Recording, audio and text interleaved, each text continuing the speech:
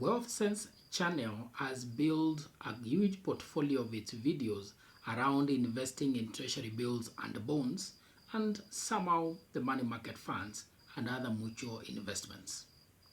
A careful look into the comment section, we have identified that many of our subscribers or viewers have questions around purchasing of treasury bills and bonds. We dedicate this video to looking into how to purchase your treasury bill and bond, or the terms around purchase or bidding.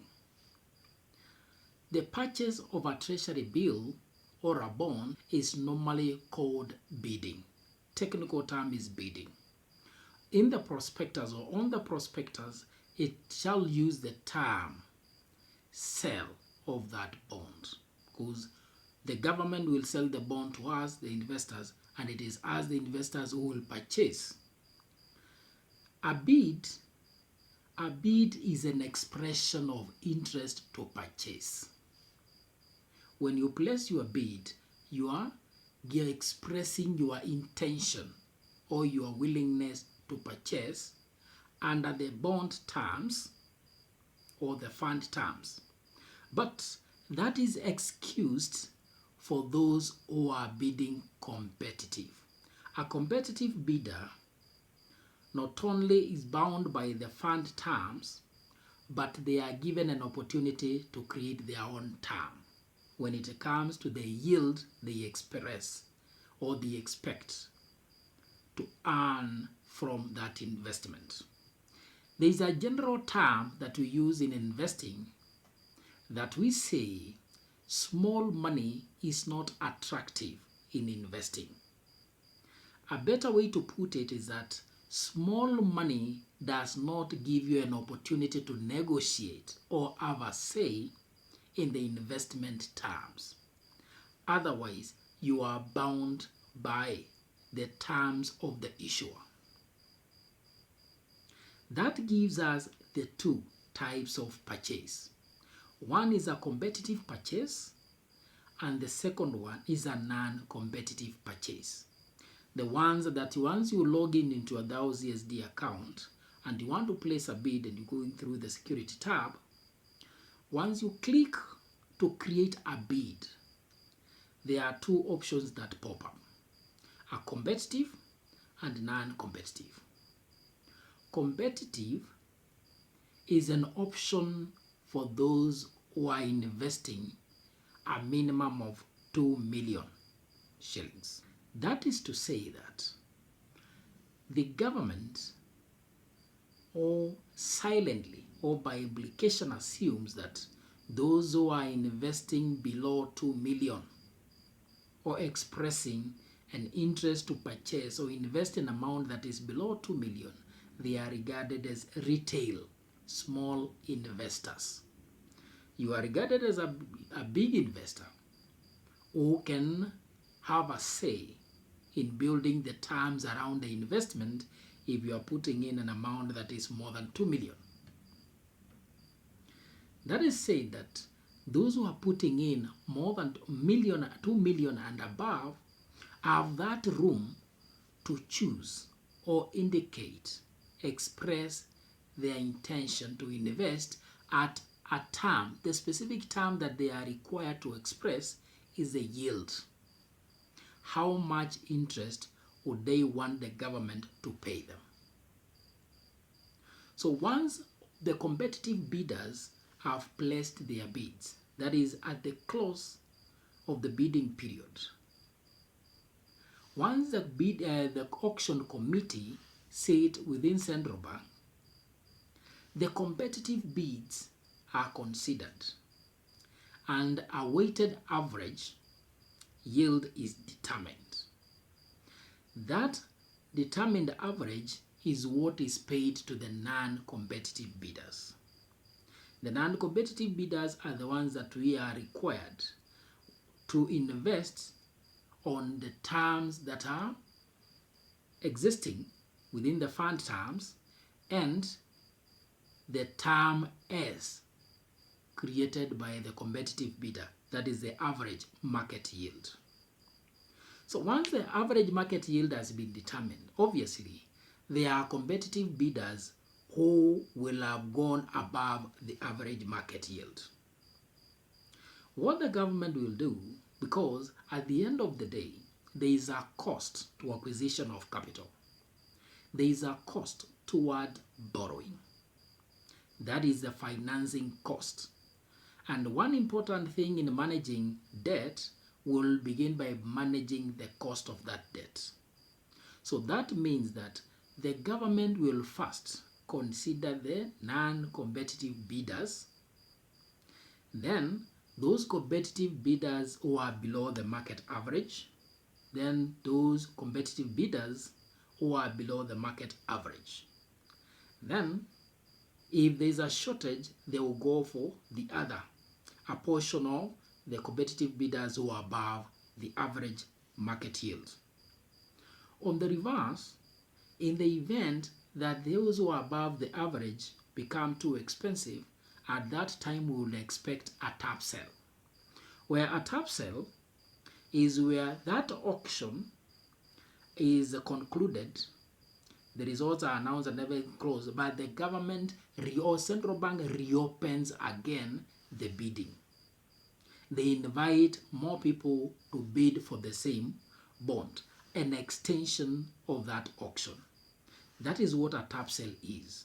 And a tap sale is only on the competitive term of the concluded auction.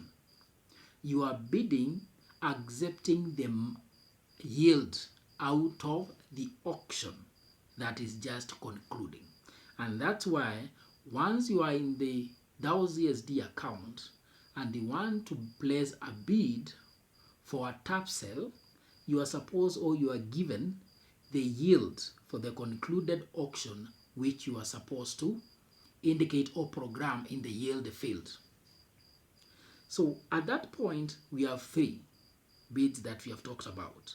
We have the competitive bid, which is reserved for investors who are putting in an amount that is above 2 million and above.